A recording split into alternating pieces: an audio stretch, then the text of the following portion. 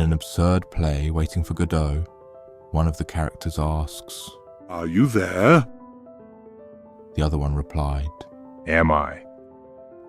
And so begins the great question, the question of existence.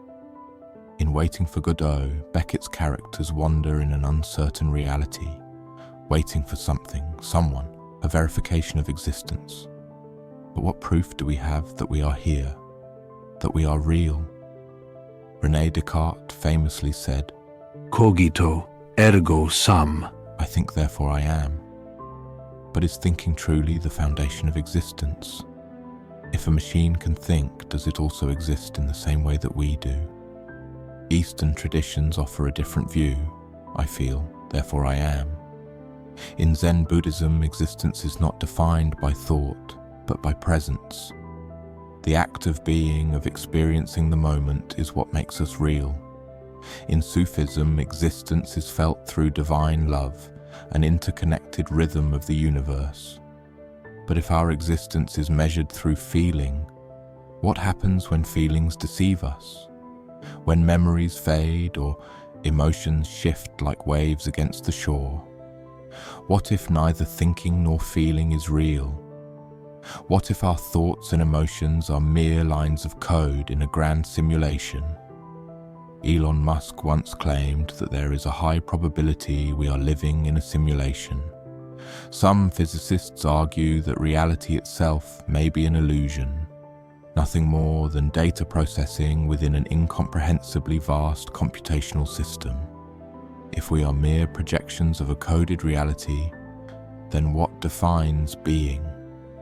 Does a simulated consciousness deserve the same consideration as an organic one? If our senses, our thoughts, and our emotions can all be replicated digitally, what separates us from artificial intelligence? And if a simulation is indistinguishable from reality, does it matter? Nothing to be done. We'll wait. And so we wait. For meaning, for proof, for an answer that may never come. But maybe, just maybe, the waiting itself is proof enough. Do we really exist? But what if neither thinking nor feeling is real? What if our thoughts and emotions are mere lines of code in a grand simulation, an illusion crafted by something beyond our comprehension? What if we are just non-playable characters in a cosmic game, programmed to believe in free will? We move, we act, we love, we suffer.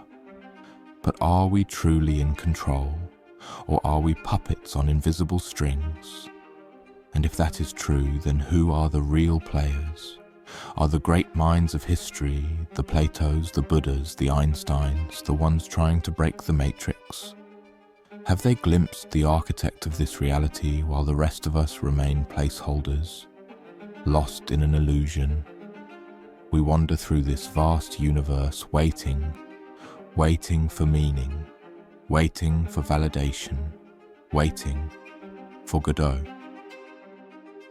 This is not a new question. Shakespeare turned life into a stage. All the world's a stage, and all the men and women merely players. The Greeks performed it, asking if we are but shadows cast upon the walls of eternity. The Indian mystics danced it into being, merging with the rhythm of an unseen truth. The Sufis whispered it in poetry. You were born with wings, why prefer to crawl through life? But still, no one came. No answer, no verification. We look to the sky, to science, to ancient wisdom, yet the silence persists. The absence itself becomes an answer. As Nietzsche once wrote, when you gaze long into an abyss, the abyss also gazes into you. So, are we meant to wake up, or simply play our part?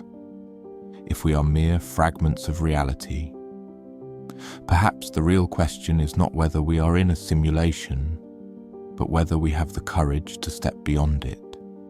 And so, we ask each other, are you there? And the reply is just another question. Am I? Sartre believed existence precedes essence. We exist first and define meaning later. But what if there is no meaning? What if we are simply echoes in an indifferent cosmos constructing narratives to pacify ourselves? Camus called it the absurd, the search for meaning in a meaningless world. But the absurd itself is our reason to keep questioning. The struggle itself is enough to fill a man's heart. One must imagine Sisyphus happy. If we are merely repeating a cycle, why do we persist? Is it instinct, programming, or a deeper force compelling us to search for something beyond the veil? Plato's allegory of the cave tells us that what we perceive as reality may only be shadows on a wall. The prisoners bound in chains see only projections, mistaking them for truth. What happens when one of them breaks free? Does he awaken, or simply step into another illusion? If we are in a simulation, who or what is the architect? Is it a divine force, or an advanced civilization, as Nick Bostrom's simulation hypothesis suggests? Perhaps we are nothing more than thought experiments, lines of code in a cosmic program. As Einstein mused, reality is merely an illusion, albeit a very persistent one. Every civilization has sought to define reality, but the deeper we search, the more elusive it becomes. If a simulation is indistinguishable from reality, as physicist John Wheeler suggested, it from bit, that everything we see, touch and feel might be reducible to information, then how do we escape a prison we cannot see? Or perhaps we were never meant to escape. Perhaps we were only meant to ask the question, what if Shakespeare was right? What if all the world's a stage and we are merely players, performing lines we never wrote? Life's but a walking shadow, a poor player that struts and frets his hour upon the stage and then is heard no more. And yet, we still search, we still wait, because the question refuses to die. Plato's allegory of the cave warned us, what we see may not be real, just shadows on a wall, a construct designed to keep us blind. How can you prove whether at this moment we are sleeping and all our thoughts are a dream, or whether we are awake and talking to one another in the waking state? If we are in a simulation, who is the architect? The divine watchmaker of Spinoza's philosophy, a hyper-intelligent civilization running an experiment. Are we meant to wake up, or simply play our part? As Camus wrote, the struggle itself is enough to fill a man's heart. One must imagine Sisyphus happy. Will this maze of questions ever end, or will we keep running and hitting question marks? Let's simplify.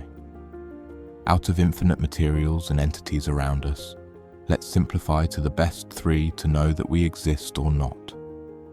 We are left with only a triangle to verify our existence: man, matter, God. Matter never speaks. It does not confirm or deny our presence.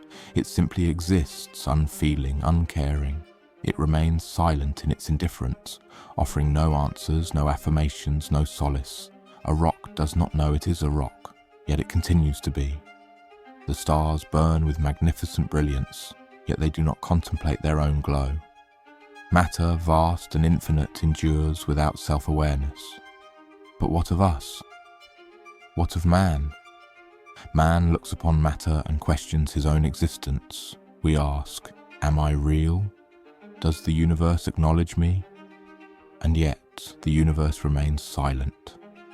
The winds do not whisper our significance. The ocean waves crash, but not in response to our cries. Is this silence proof of our insignificance? Or does our very ability to ask the question imbue us with meaning? If a tree falls in a forest and no one is there to hear it, does it make a sound? If man questions his existence and matter does not respond, does man exist at all? Then there is God. God never answers. Or if he does, we do not hear. If he speaks, we are unsure whether it is his voice or merely the desperate echoes of our own minds. We look to the heavens, seeking signs, miracles, and affirmations. We seek Him in Scripture, in nature, in the stillness of the night. Yet the voice that calls back is often our own. Nietzsche boldly proclaimed, "God is dead." But was he pronouncing the death of God or the death of our ability to hear Him? Dostoevsky, in contrast, argued that if God does not exist, everything is permitted.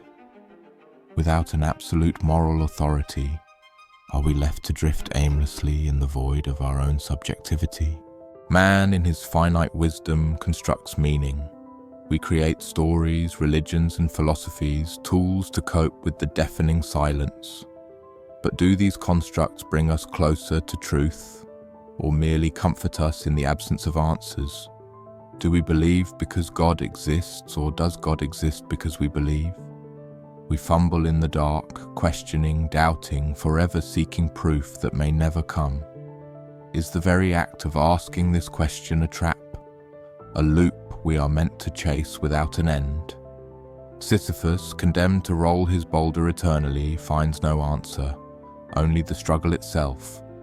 And if so, do we dare to stop asking? Do we simply rush toward the end, accepting the silence, embracing the unknown? Is resignation the ultimate answer, or is questioning the only thing keeping us real? What is existence without the search?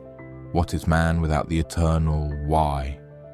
We are left with only a triangle to verify our existence: man, matter, God. The matter remains indifferent. God remains silent. Man remains questioning. Perhaps that in itself is the answer. Perhaps the fabric of existence is waiting for us to notice it, to acknowledge it. Maybe we are an aperture through which the universe is looking at and exploring itself. If consciousness is the key, then maybe we are not merely discovering reality, but actively shaping it. In a way, we are the artists of our own existence. The canvas is not separate from us. It is woven with our thoughts, our emotions, our perceptions. What we call reality may not be a pre-existing structure, but a living, breathing creation unfolding moment by moment, echoing the words of Søren Kierkegaard. Life is not a problem to be solved, but a reality to be experienced. If existence itself is an evolving state of awareness, then what happens when we truly wake up to the power of our own perception? In a universe of infinite possibilities, perhaps the ultimate question isn't, "Are you there?" but rather, "Are you aware that you are here?"